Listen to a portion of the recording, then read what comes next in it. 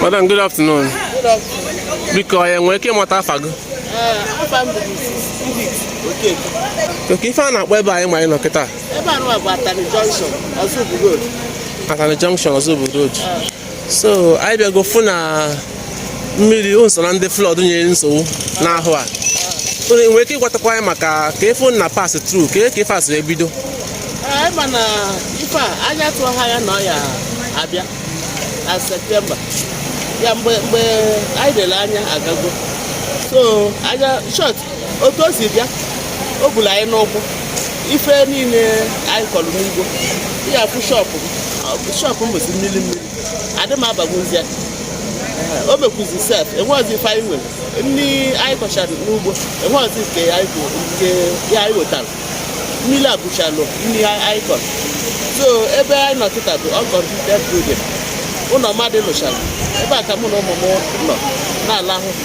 I forgot the Yamaka, Yadika, the Mama Puta. Kita Egol Muni 200 naira, how will do Diwa, Omo Dad, I go Shaka, Tia Shaka, Hadia.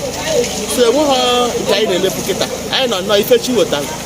If you for that, I will you track. I come 200 naira, more 5 or 6.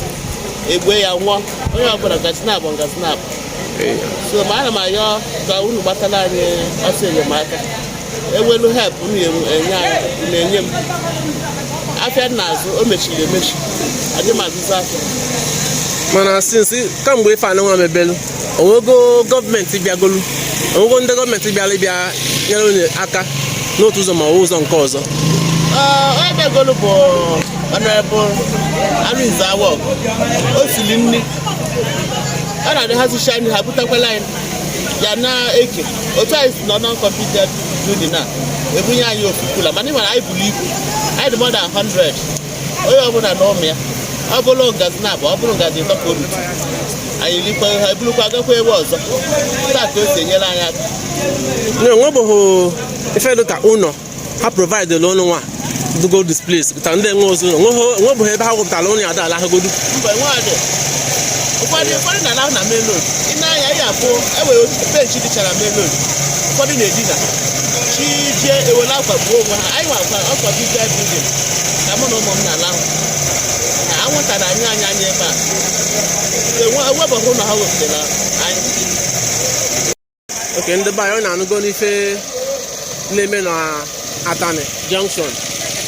Na floor da utakwa side da and dodge kwa njo people maybe to go leba kananko. So many things are destroyed over here, so they are calling on the government if there is a way they can help them out by providing shelter, food or whatever they can provide to help these people, even boats and life jackets for those that are taking boats in and out of where they are at the moment.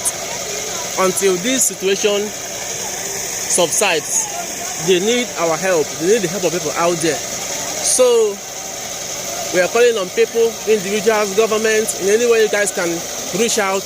Just try and reach out to these people at Atane, Anambra State, and other places that are being affected by flood. Thank you so much, madam, for your time.